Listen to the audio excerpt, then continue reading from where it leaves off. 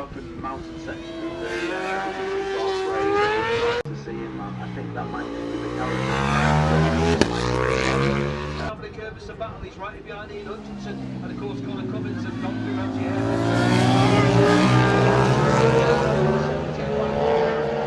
And that's now 3.2 seconds up on James Hyde.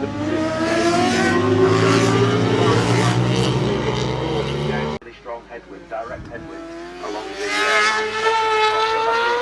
down there. They might try and push the back bit, you know, but they said it was before.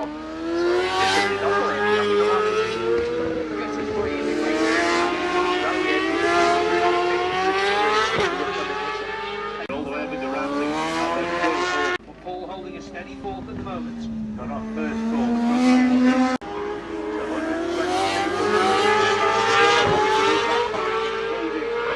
Brooks is the only other rider to have made it to Creg-ny-Baa at the moment. So